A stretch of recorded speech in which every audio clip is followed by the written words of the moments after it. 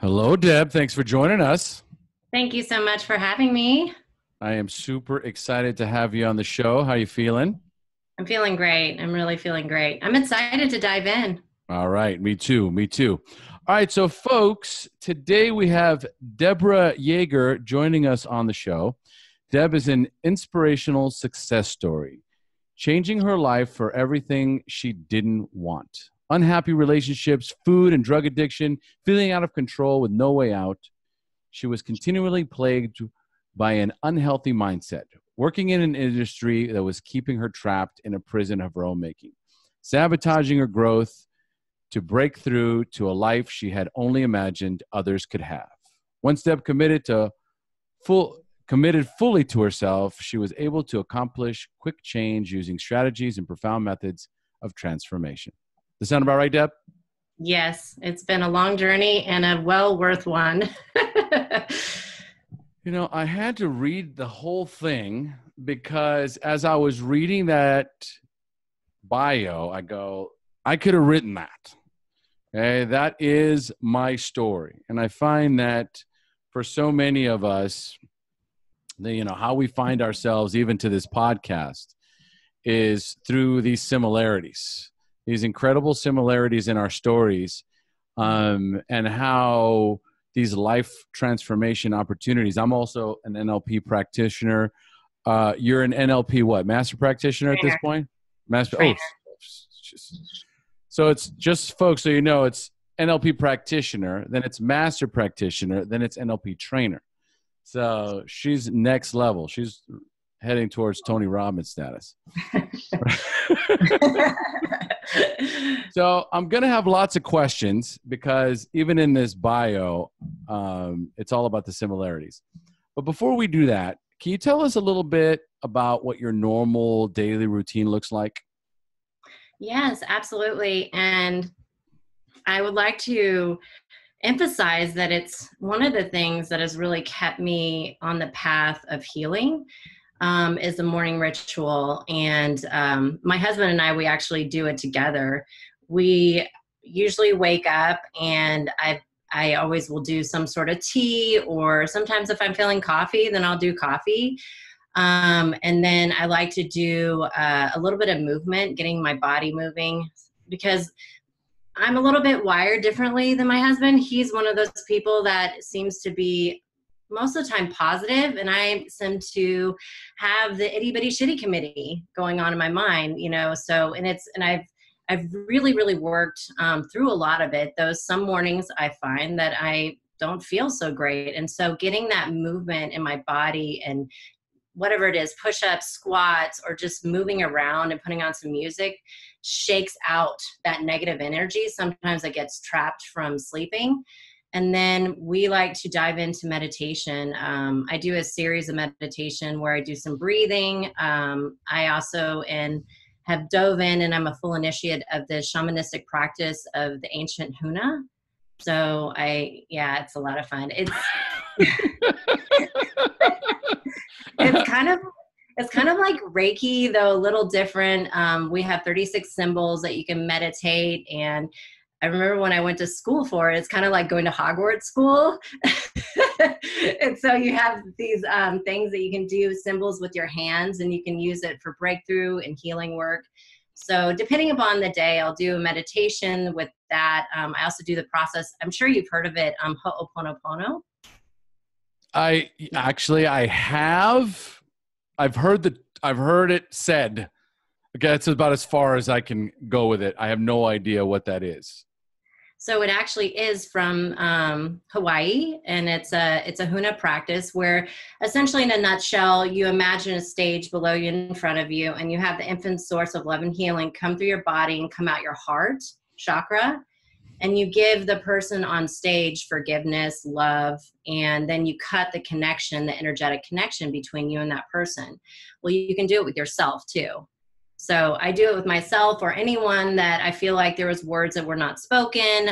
It's great, especially if you have a history that's colorful and you've hurt a lot of people.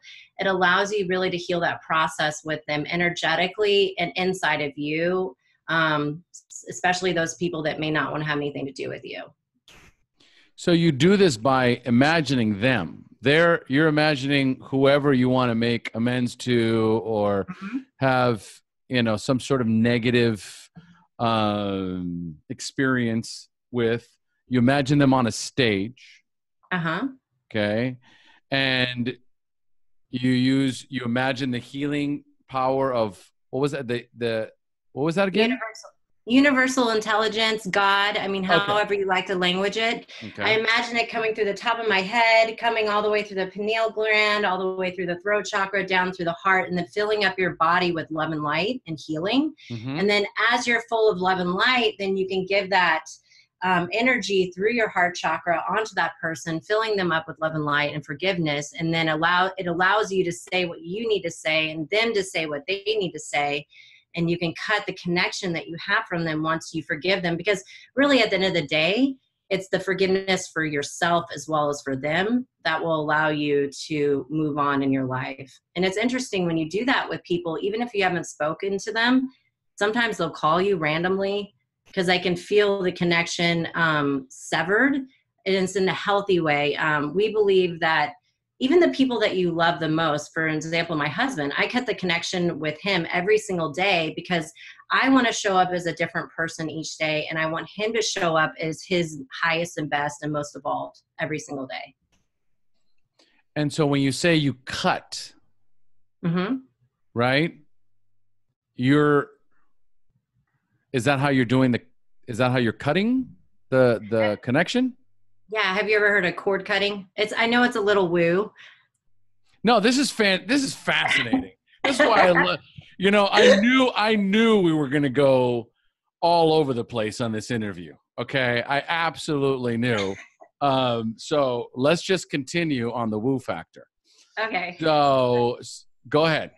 So everyone that you've ever had any sort of rapport with, like for an example, it's a great practice when you're coaching, when you're training, anyone that you have a conversation, you have that energetic connection. The Hawaiians believe that there was an aka connection that was made. And so it's like a hose that is energetically connected to you and that person, especially everyone you have had sex with. This is a big time thing. And that hose is going between you, which is fine. However, over time, it drains your life force. And it drains their life force. And so it's not a win-win, and it keeps those things incomplete at a soul level. And so what this practice does is allows you to forgive and say the things that you need to say and cut that connection with that person so they can continue to evolve in their highest and best, and you can too. And then whenever you want to reconnect again, you can. It's just that I cut cords in the morning and in evening of every person I've come into contact with. Because when you're doing a lot of work with people, you can have a lot of cords going out, and then you may feel drained at the end of the day. God, this is fantastic. Okay, so this is note to self for me.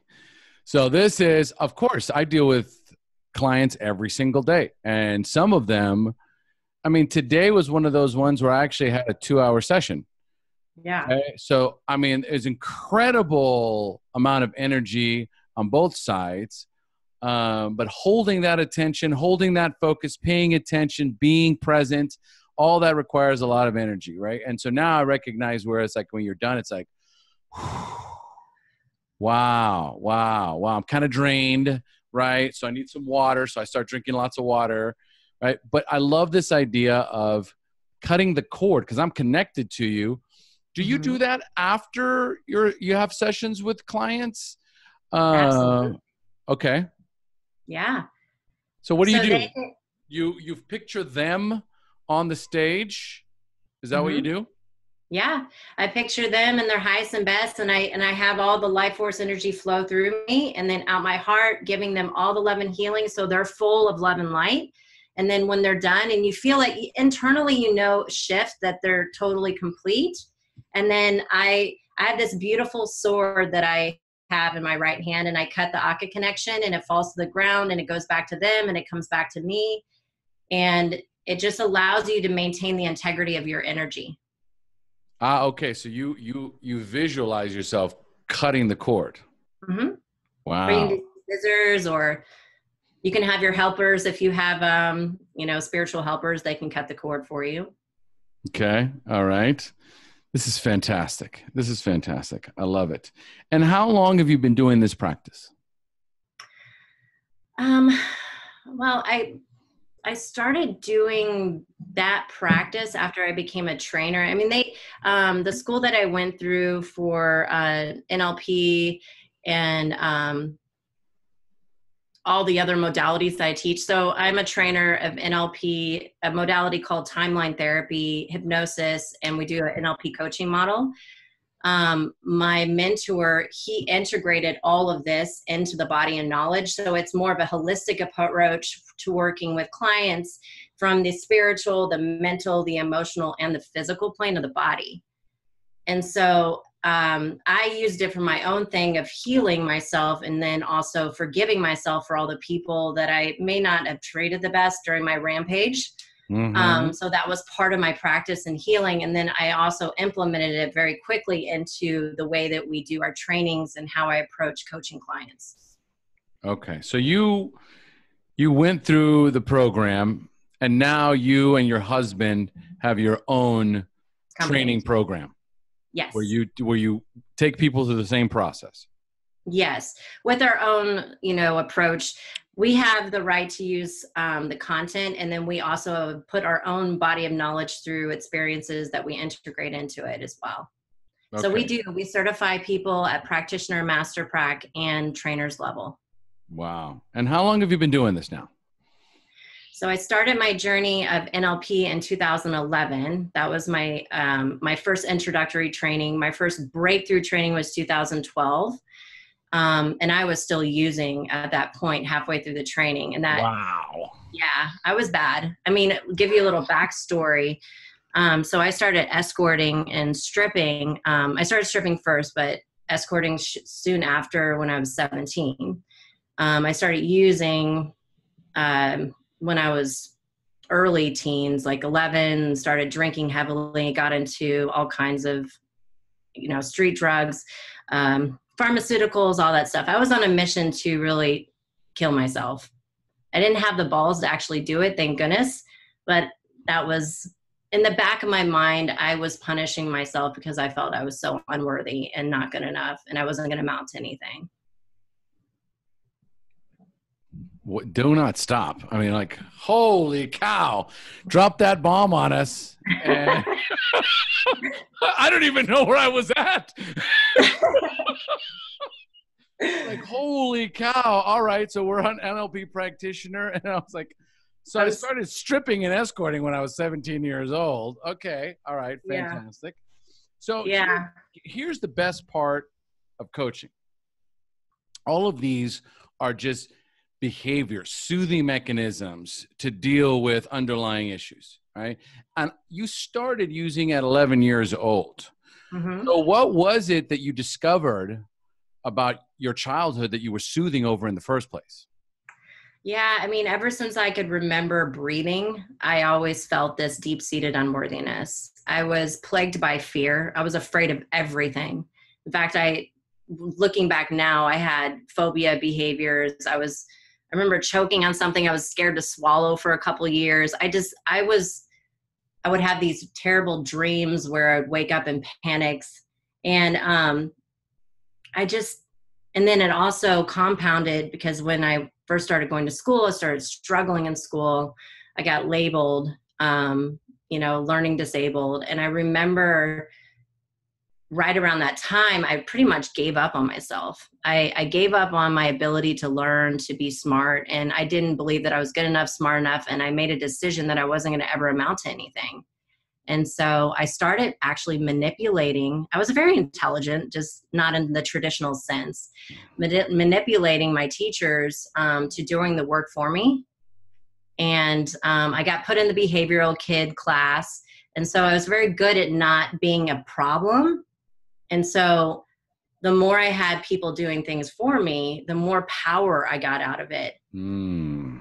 And then I linked it to being beautiful means that you get love and attention. And it spiraled out into this this program that I needed to be perfect. I had to be beautiful because it was the only thing that I had value in bringing to the table.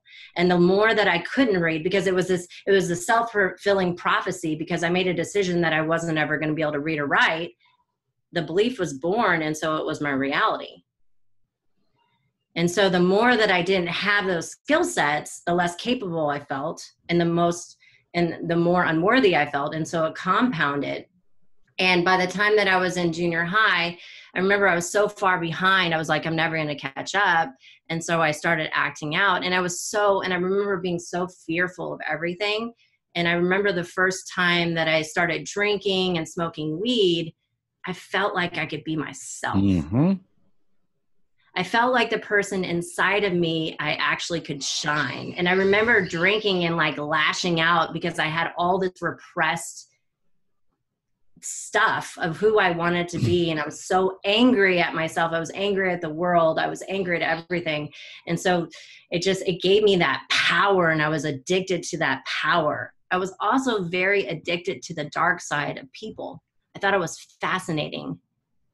I was addicted to the destruction, the pain, because it actually made me feel, because I was so dissociated from my body. This is incredible. So incredible.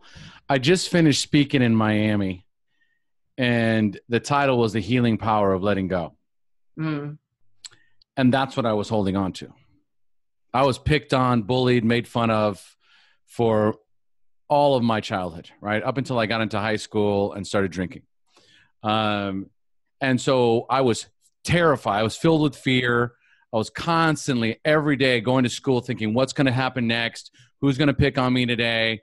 Trying to go unnoticed, trying to be not seen. I had got horrible grades. I couldn't pay attention in class. There's something wrong with me. Right? There was just underlying feeling that something's wrong. Something's wrong with me. I don't fit in. I don't feel well. I mean, all this kind of stuff. And then I started drinking, right? And I was like, oh, damn. So here's where I've been all my life. Oh my God, I'm fantastic. I had no idea. Like, all I needed was some alcohol. And of course, quickly thereafter, as the process continues, all that anger, resentment, and bitterness just comes to the surface. And when you drink, it starts to, you start to put it out into the world. I'm like, listen, I go every time, like the more I get into your story, it's the female counterpart of my story, right? So let's dive into some of these consequences, because at some point, you know, I get into drugs and alcohol. I understand. We're all clear, right? I don't feel good enough. I don't feel worthy. I don't feel deserving. Boom, add alcohol, feel fantastic. That works for a little while. And then boom, here come the consequences. So tell us about some of those consequences you faced.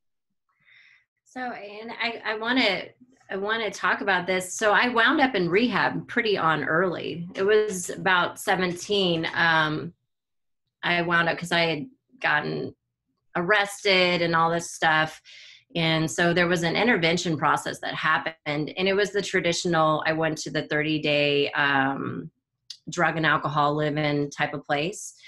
And for me, it wasn't very helpful because I remember them telling me, and this is coming from my heart in much love and respect, but I remember them telling me that I was going to be an alcoholic and addict for the rest of my life. Mm-hmm. And if I thought any different, that I was in denial. So it was like the ultimate double bind. And so I still was dancing at the time, and I saved up money. I wanted to go to school. So I moved out to California. I had saved up all this money. I stopped drinking, and I had this plan. I was like, I'm going to go to school. I'm going to break through this bullshit around learning, and I'm going to make something on myself. But in the back of the mind, I had that belief.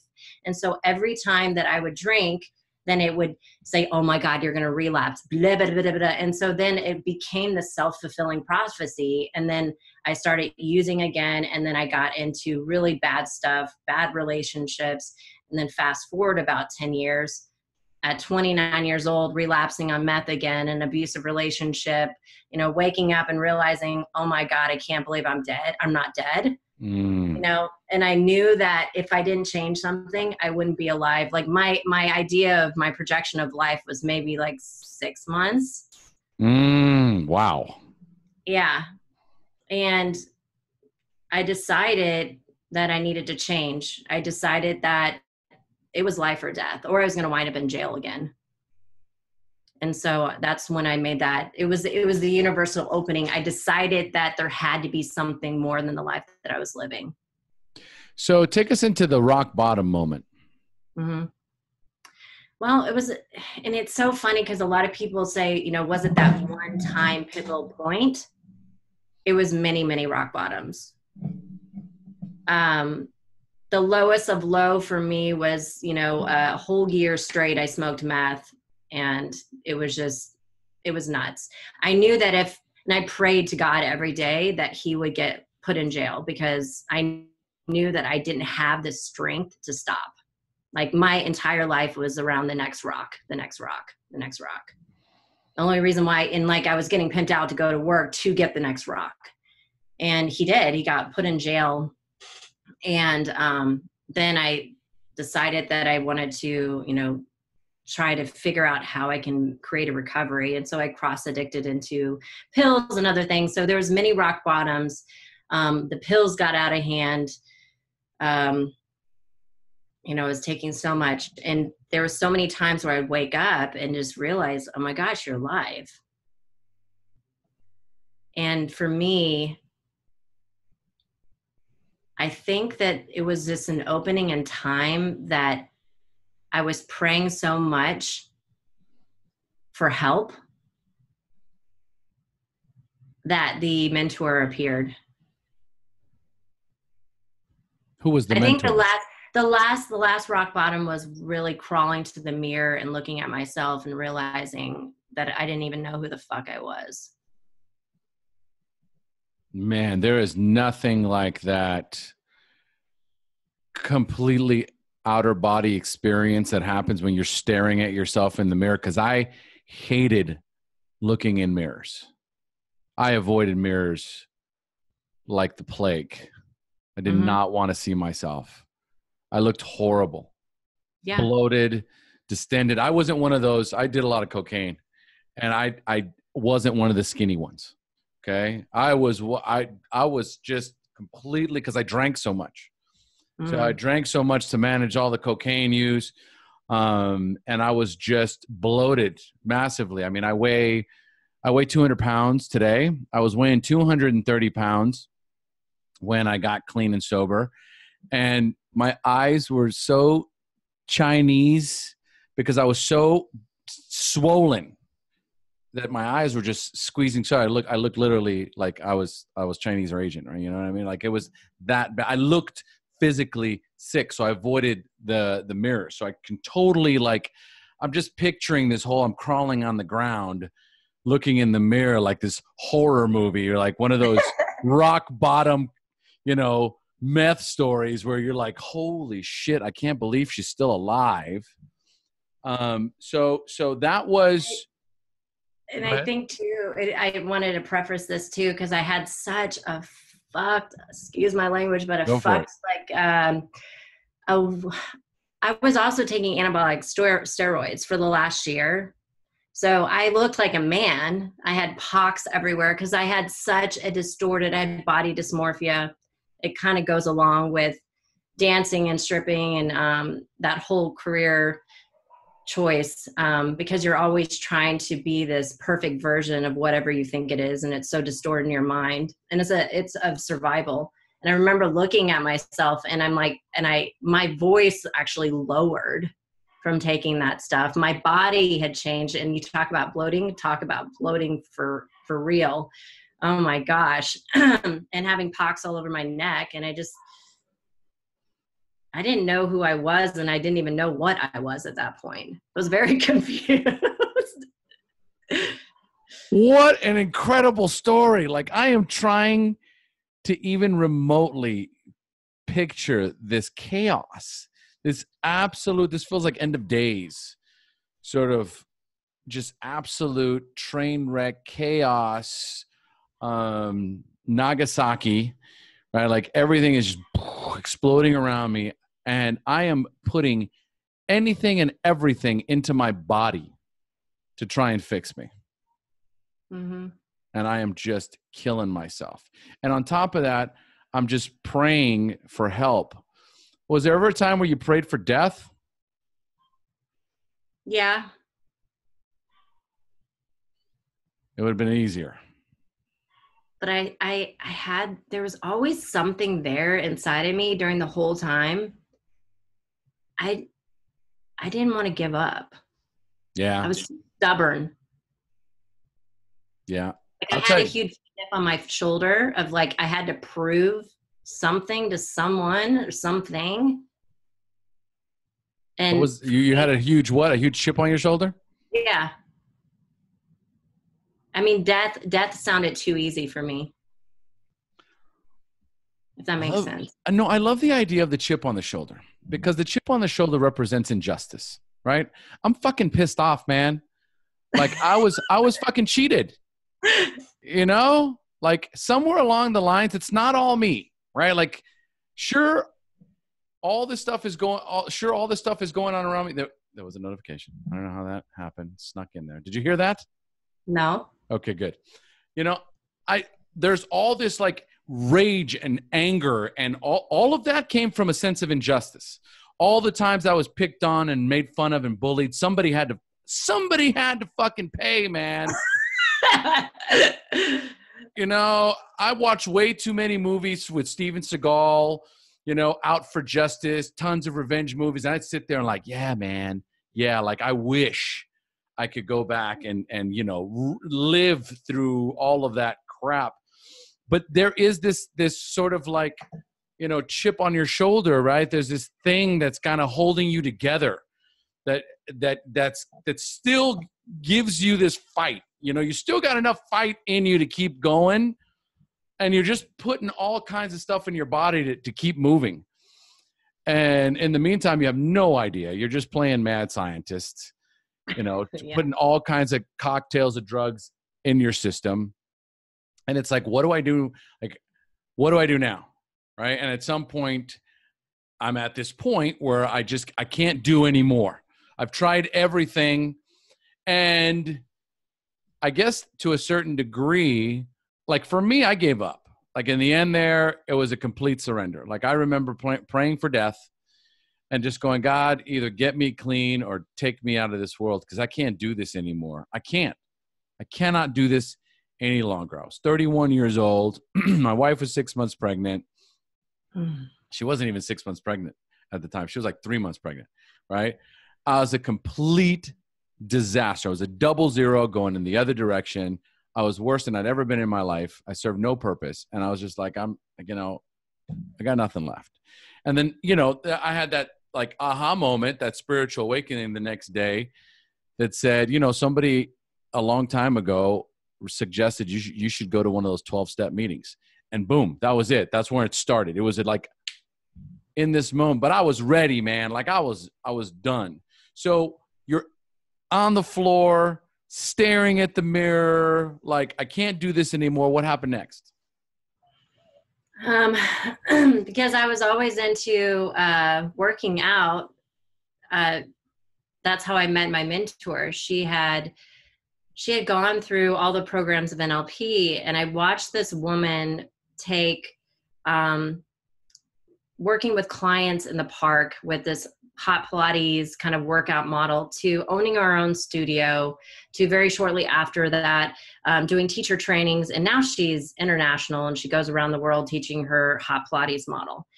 And she was incredible. She was this light, you know, that's like the moth to the flame. And I didn't know what it was about her. It was just, she was so confident and she was so congruent and she was so loving. And I took one of her classes to become a teacher. I was thinking, because I wanted to get out of that business. The reason why I stayed in it for so long is because I didn't believe I was smart enough to do anything else. I didn't think I could even hold down a waitressing job, nor was I smart enough to get one or read the paperwork. And so it kept me trapped. And so I got inspired by her and took her teaching clinic class. And I was thinking to myself, well, maybe I could become this, health coach or something like that. And we bonded really quickly. And I told her what was going on in my life. And she's like, go talk to these people. I don't care your excuses. I don't care what you have to say. Just fucking take this class. It will change your life. Trust me. I don't care how much it costs. Just do it. And so I did, and I signed, and I went to a weekend event with these amazing trainers, good friends of mine now, fellow trainers, and it rocked my world. It wasn't a breakthrough training, but it was the introductory of the NLP and timeline therapy. And I signed up immediately for their 7-day course. And of course, then I pushed it off another 6 months, and I'm not ready. And then I relapsed on meth again. And so I had to hit a couple more stumbles of rock bottom before I showed up for the training. And when I went to the training, it changed my life. And I almost didn't make it through the training too.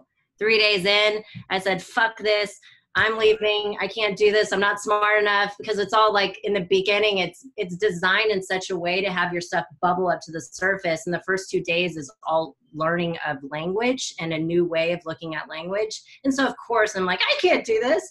And so I went home, scored a bag of meth, smoked it all night, didn't show up the next day. And they're like, get your ass down here. Just we don't care what your excuse is, just get down there. And so the third day I had the biggest breakthrough in my life. I integrated this, the part of me that just wanted to kill people, to have rage, to fuck, to eat, to, just lash out, take what I wanted, didn't care about anyone. And then the part of me that wanted to be good and loving and caring, to be normal. Right? The two halves that were always fighting, that I had this up and down, bipolar personality going on, integrated, and I felt whole. Parts integration. Yes. Yeah. It's an incredible process. I quit after that. Wow. Yeah. That was it. So it wasn't it forever, but it was it for about 6 months. And then I scored some more Adderall to go back to work, to make more money, because I ran out of money. I quit dancing, I quit escorting, and I went on a spiritual journey, but I thought I was too fat. So my belief systems were still holding me back. And so I had to get on Adderall and lose weight to get the money to get to masters. And that's where I met my husband, a master practitioner. And then the real hurt healing started. But it's incredible story. Wow. So as far as, how long have you been clean and sober now? So I still drink, and I want to give you that up front. Okay. I don't believe that I'm an alcoholic or addict. Okay. I made a choice at Master Prac and beyond that health is my number one value.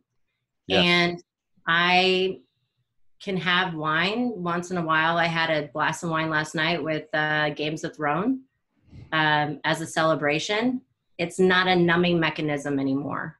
For me, it was a way to stuff my emotions. It was a way of deflecting what I was feeling. It was a way of me medicating what was really going on.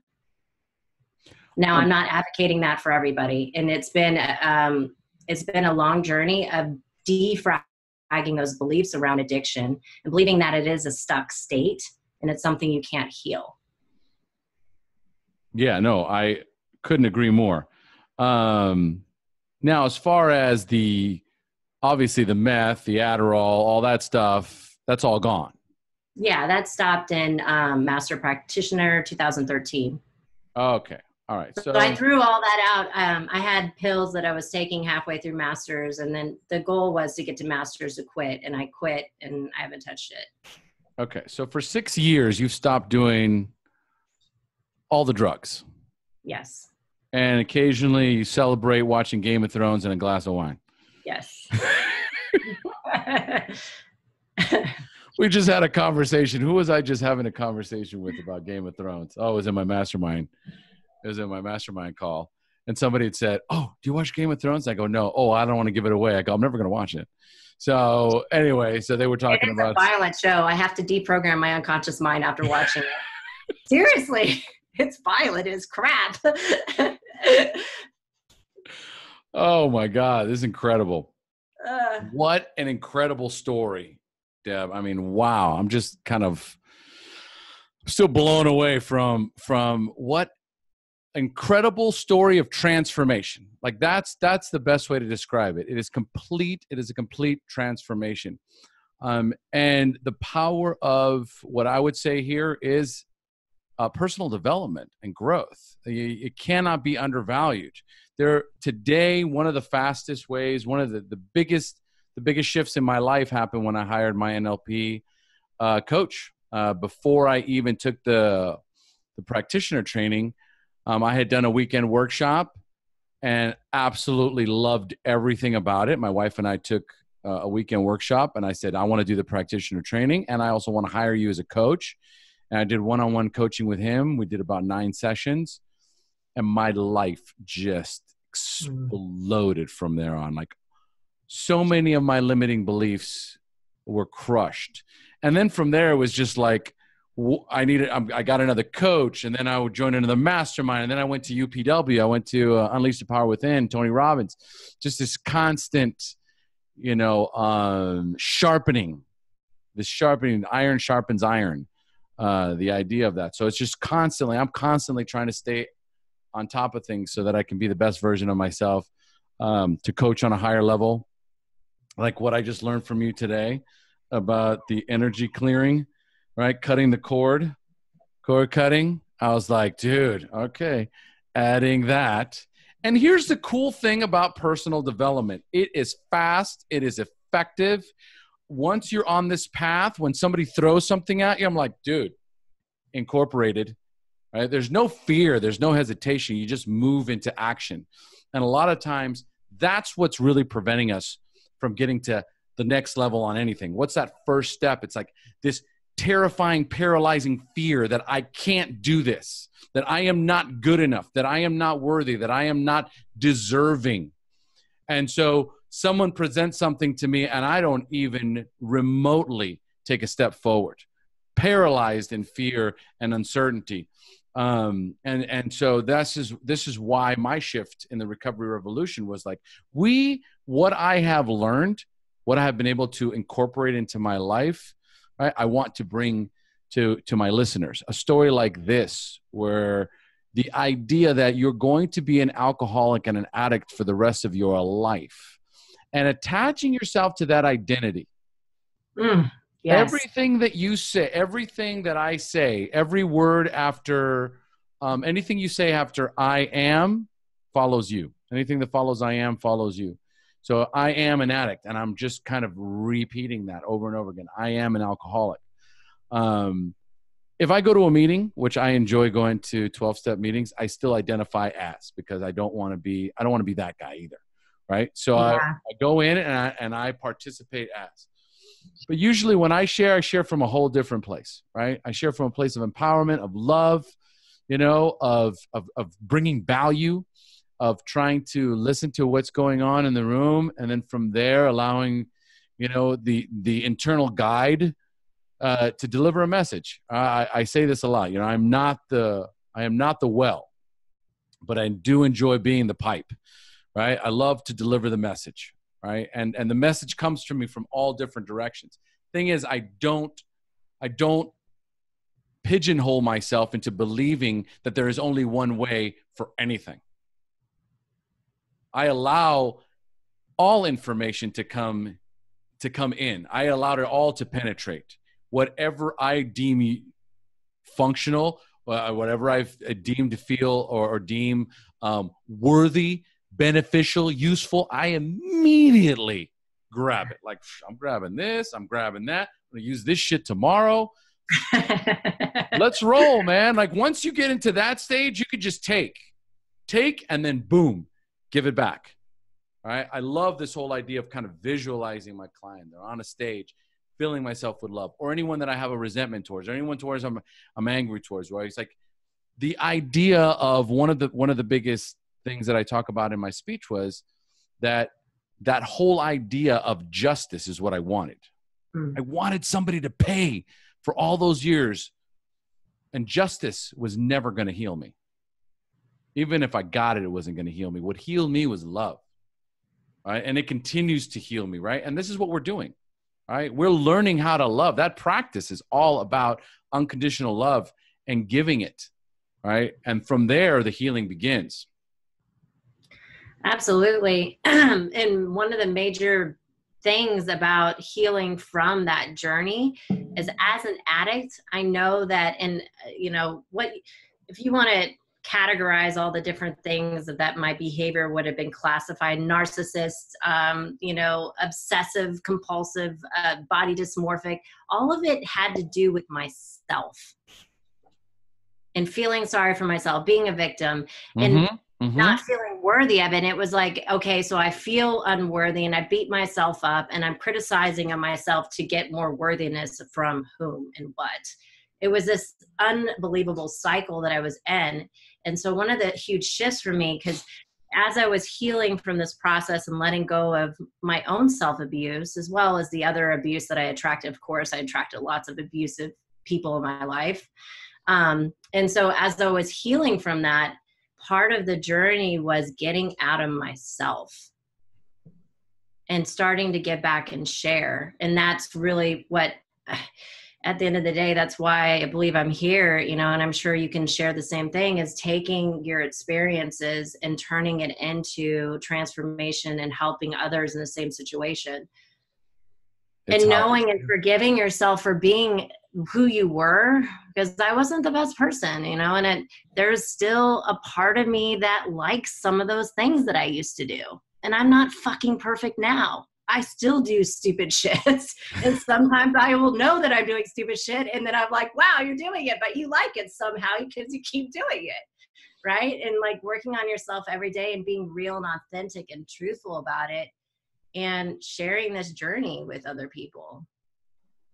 Those secondary benefits, are hard to let go of. Right?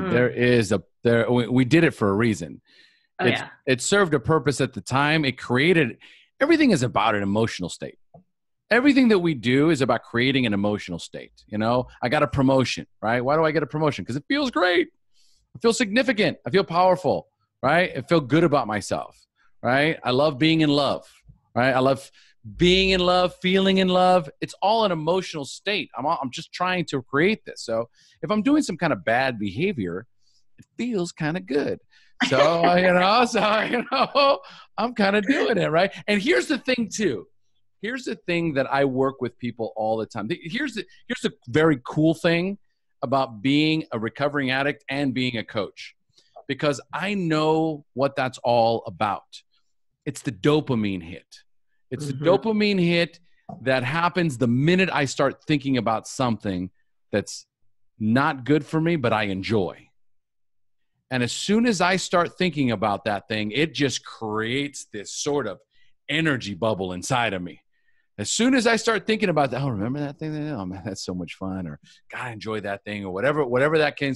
And immediately the dopamine gets triggered and an energy boost just kind of happens. And I start moving in that direction, right? And here's the thing that I try and, depending on what it is, in many cases, the end result is never as exciting as getting there.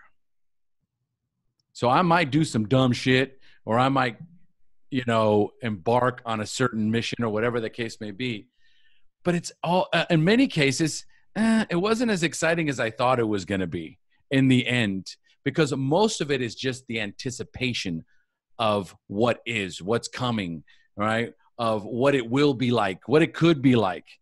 And I go, if you try and live in there for a moment, if you try and just kind of use that energy and recognize that getting to that, like my favorite ice cream is this, right? Like I had a bad day, right? I kind of had a rough day and I'm not feeling too good. And now I'm home and I'm kind of exhausted. And it's like, what really feels good is that I deserve it. I deserve this ice cream, And then as soon as you start thinking about that ice cream, you start imagining I'm like, oh man, it is my apps. It's so buttery.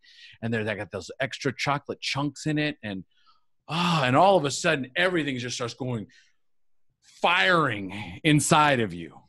And it's like, oh my God, you know what? It wouldn't be such a horrible thing. And, I deserve it. I mean, it's going to make me feel better. And boom, next thing you know, I'm on my way to go get that ice cream.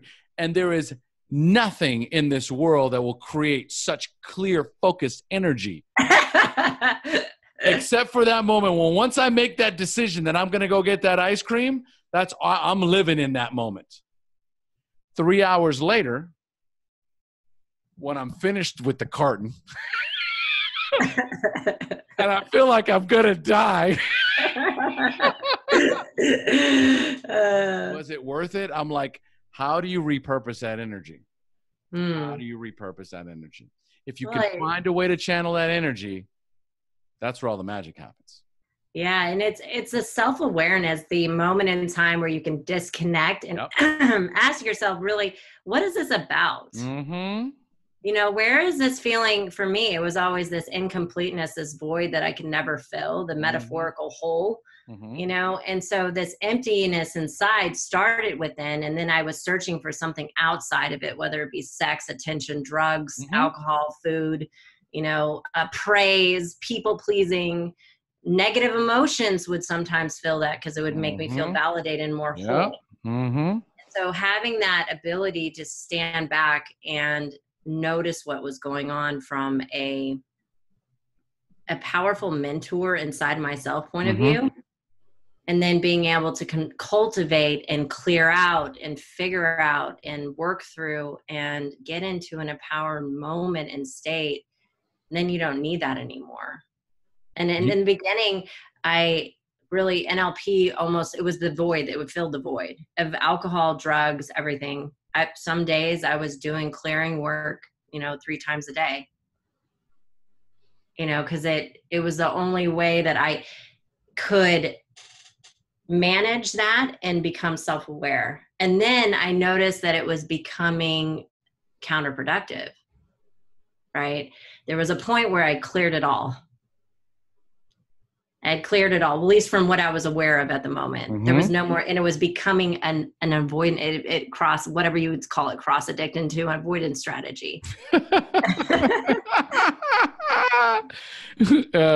I'll tell you, I even have this in my notes. We can be addicted to anything. Yeah. And so I got self-aware of that, and it was time for me to take action. And then that action piece helped a lot too. All right. There's so much here. There's so much here. My listeners at this point got to be like, dude, I'm trying to unpack all this. This is a lot. And I'm right there with you because I've done the work and I understand it. But for many of them, it's like, there's a lot. So just rewind the episode, listen to it again, take it with a grain of salt, but recognize that so much of this is internal work that once you connect with the right vehicle, with the right, and it could be multiple vehicles and pathways. Okay. It doesn't have to be one. For me, it was working the 12 steps. That was my first journey into personal development. Then it was getting a coach. Then it was joining a mastermind. Then it was doing NLP. Then it was getting coached for an NLP. Then it was, becoming a practitioner. It's just a constant evolution of learnings, right? And each time as I break those, we have these breakthroughs, you start to crush these limiting beliefs that have been preventing you. And understanding all that, it takes time. So give yourself a break. Time takes time. But if you're interested, NLP changed my life, right? For Deb, it saved her life. Right? This is the real deal. Do yourself a favor. And if this sounds at all interesting to you, it's one of the fastest way to make dramatic changes in your life of anything that I've ever done. Hands down. And so let's move into some of the closing questions because, we could do this for days. So as a coach, I hear stories all day long from people who say, I can't do this because, or once I achieve this, I'll be happy. They learn and pick up patterns from role models in their life, not realizing that they're now in charge of their own story. So what is the story that you used to tell yourself, your biggest limiting beliefs, and what is it that you believe now? My old story was I was not enough. There was nothing that I could do that was ever enough. I wasn't worthy. I was full of shame, and I was stupid. And it kept me stuck. And I mean, my story is a complete manifestation of that. I created all the drama in my life. And I actually loved creating the drama because that gave me more problems. I got addicted to having problems. And so what is it that you believe now? I believe that there's infinite possibilities. I believe I'm capable. I believe anything that I put my mind to, I can accomplish. And I believe that I'm worthy no matter what the fuck I do. God, that is so powerful. And listeners, after hearing Deb's story, to be able to say with conviction, what she believes now about herself and what she can achieve and accomplish, so many of us can relate to the first part of I am not worthy, I am not deserving, I am stupid, there is something wrong with me, filled with shame. And to come out the other side is absolutely incredible, right? And is a testament to what taking massive action can do in your life. So one of my favorite questions comes from Tony Robbins, and he talks about burning the boats, right? So if you want to take the island, you have to burn the boats. You draw a line in the sand. There's a moment in your life where you say, that not one more day, not one more hour, not one more minute. I will no longer tolerate this in my life. When was that moment in your life? The first thing that comes to my mind, it was drawing the line in the sand of the old self dying and the new one coming in and developing. And you would think that it was actually over the drugs, but it was actually over who I believed I was.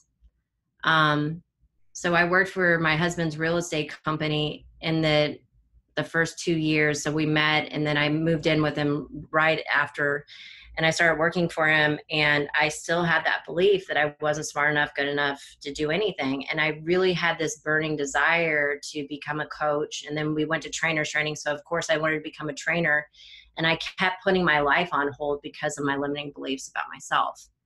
And so I did everything to get out of facing my biggest fear, which was people and public speaking and communicating and sales and everything. I made excuses. And I even kept my stripper shoes. I kept my stripper clothes this whole time for 2 years. I stayed in our garage, and it was like my backup plan. There's so many times where we get these knockdown, drag out fights. And I'm like, I can't do this, because he's like, you can do it. I don't believe in your bullshit. He didn't put up with my limiting beliefs because he could see what I was capable of, but I couldn't see it.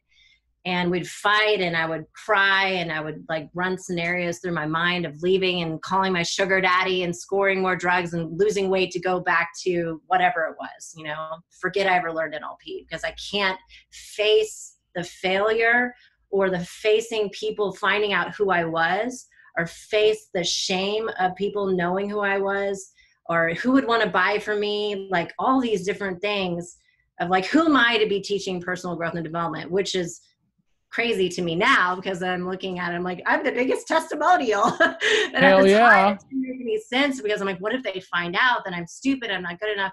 And finally I said, screw it. And the biggest convincer for me, actually, it's so strange, is I passed a real estate test in California. For me, taking that test was huge, because I believed only smart people could pass that test. And I studied my ass off for a month straight. And I had a goal that I was going to pass it the first time, had no understanding. Like, I was looking up every single word on Google, no background in that kind of stuff. And I took the test, and I passed the first time. And as soon as I got that paper, I knew I didn't have an excuse anymore. Oh, man. My confirmation that I was smart, and that I needed to get out of my own way and do what I was meant to be doing. Oh, man. I absolutely love that story. God, that's why I ask these questions. What'd you do with the stripper gear? I actually gave a lot of it away to other girls that are in the industry. And I had all that clothes. I just donated it. I did a ho'oponopono with all the stuff, a lot of it, because there's so much energy and just that old self, letting her dissolve into me and die off and integrate the positive parts of her. Because there's amazing parts of her. Of course.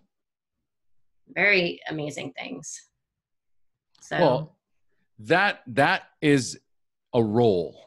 That is a character, mm-hmm. right? But you were that character, right? So you were out in public, you were dancing, you were gregarious, you were outgoing.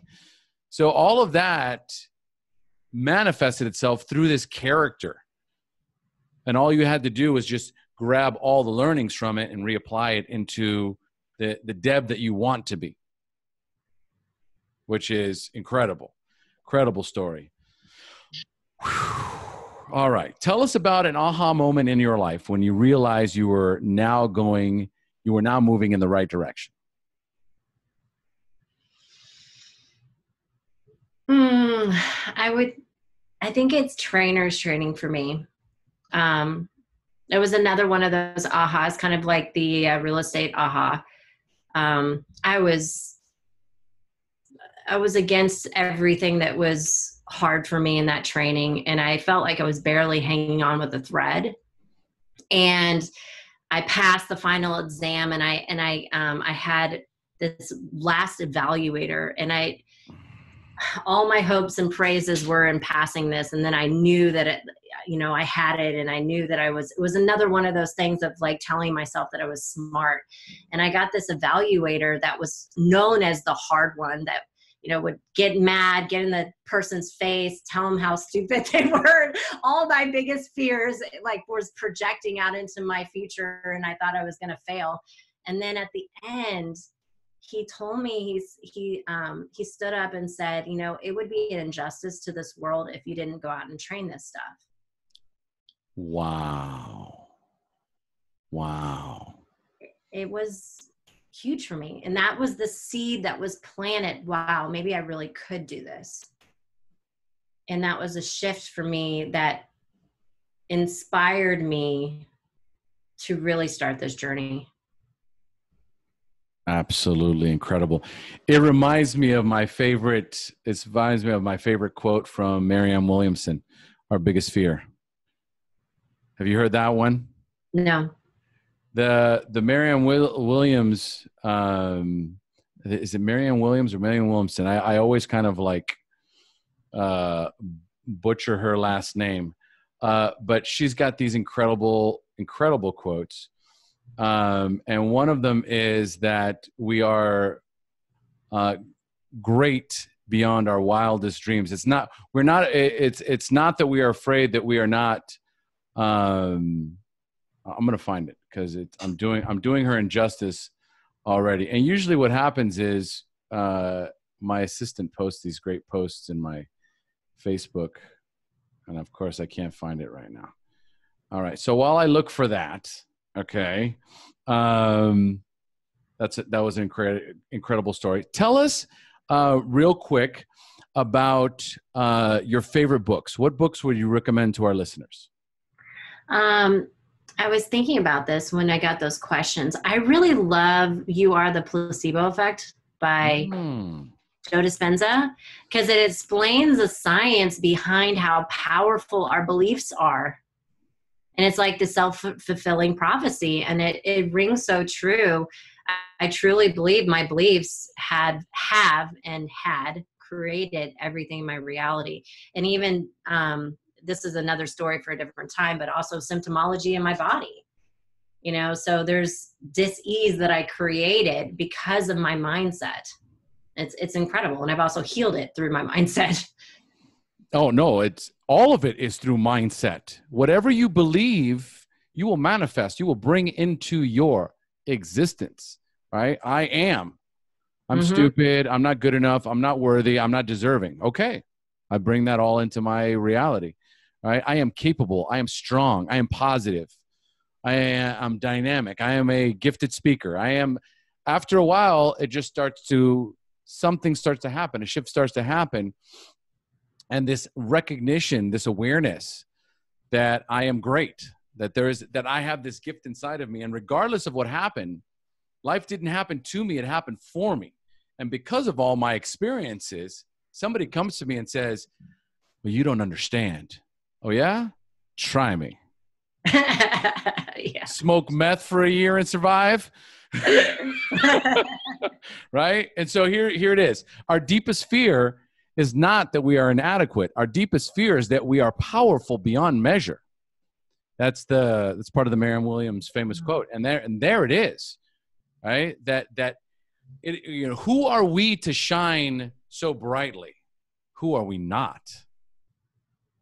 It is our light, not our darkness, that people seek, right? And it is our God-given right to shine.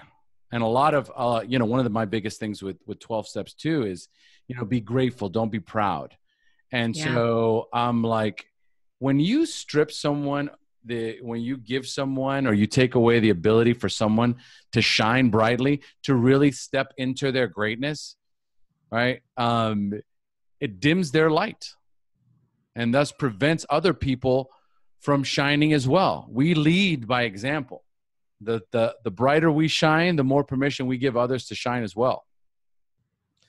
So anyway, I recommend that you get your hands on that poem. I love her. She's amazing. She is incredible.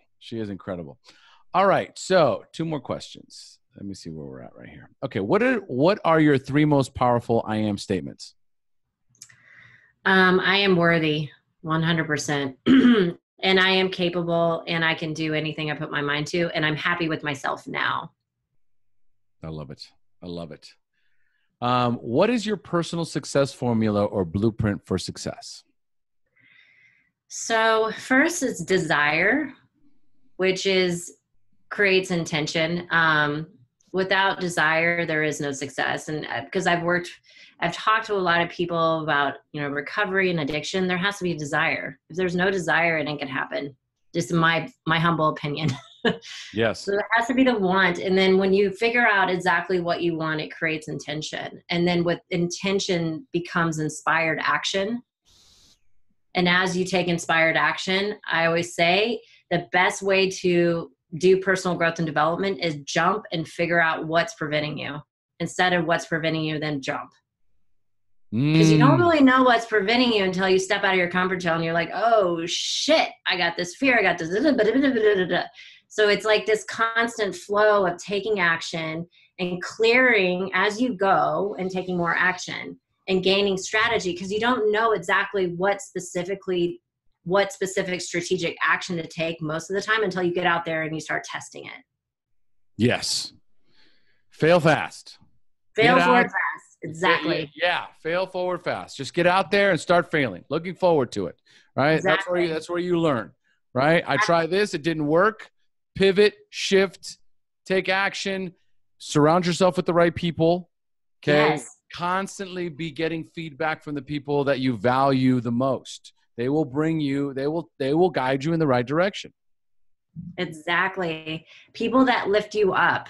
And that is one of the number one things, is surround yourself with people that support you, don't enable you, that support you in your growth and that you look up to. And at the same time, you have people that you're looking up to and that are helping you in that flow. But then you also have people that you're helping at the same time, because part of your healing journey is sharing what you're learning with others. So it's this flow of people helping you and mentoring you at the same time. When you're ready, because a lot of times first you mentor yourself and clear out and do all that work. And then when it's time, when it's time to give back and mentor. Yes, absolutely. If you were going to write a memoir about your life, what would you name the book?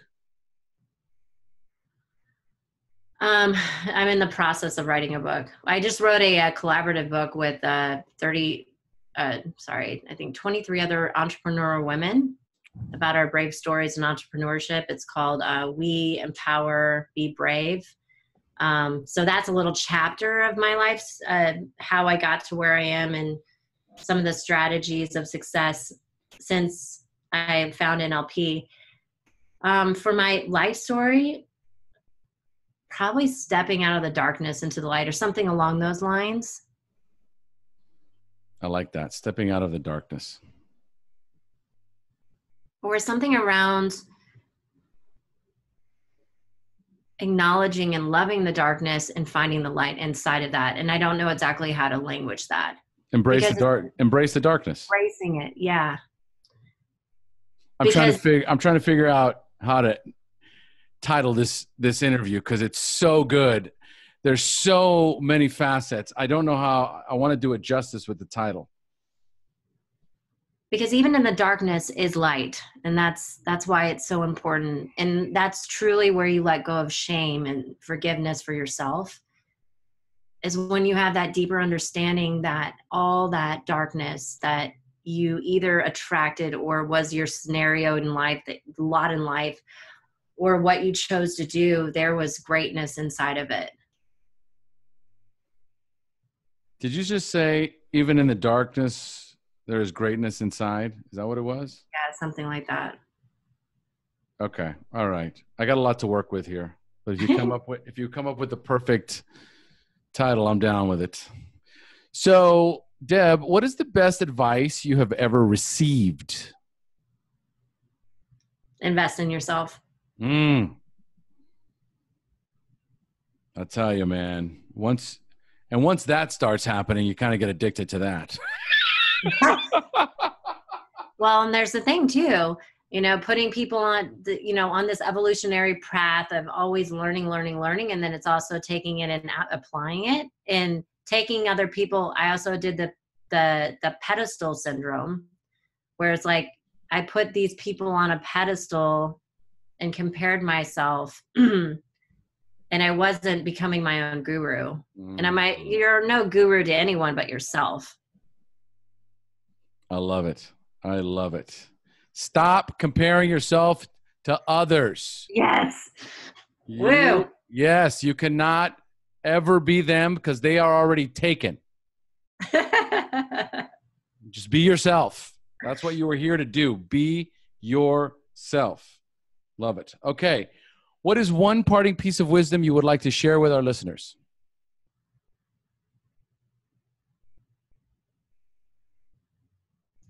It goes back to embracing who you are and loving yourself and living in the moment and enjoying everything that you have around you with gratitude and curiosity, with childlike fascination of the greatness that we live in right now.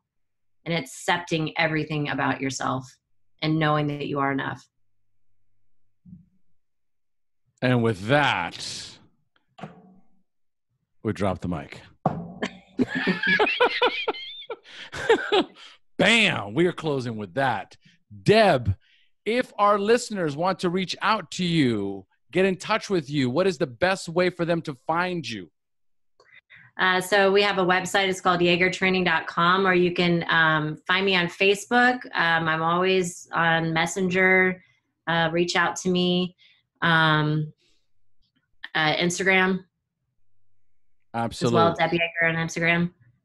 All right. So if you want to know more about NLP or what the Yager training does, I'll have the website and Deb's contact information listed on her show notes. So go check out the show notes.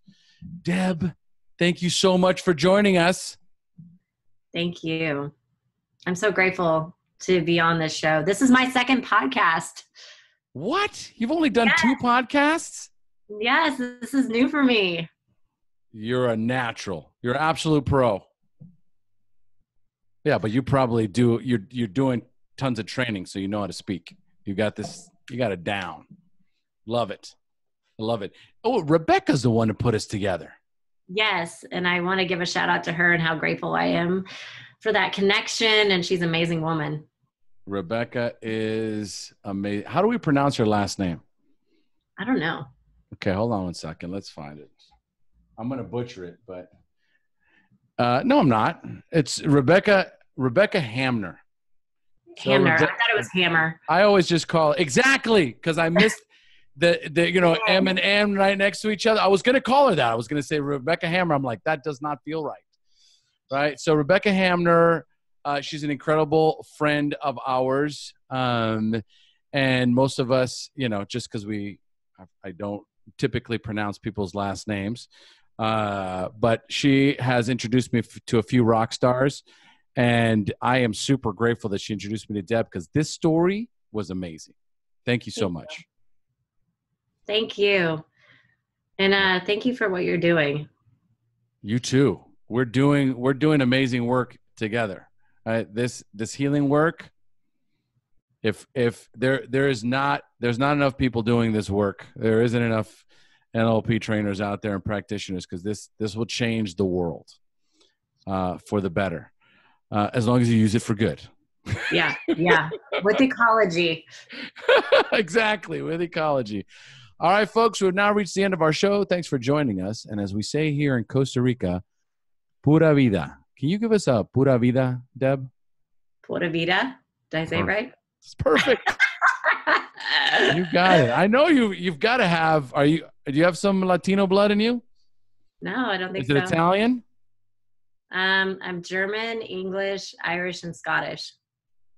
I don't know. Lord, did I just destroy that? I don't know. Like my family always said that there was Native American, but I don't know who it was. Yeah, because you have a very exotic look to you. Could be Native American, it could be Hispanic, it could be whatever. I did not get German out of there. All right, we're going to stop this because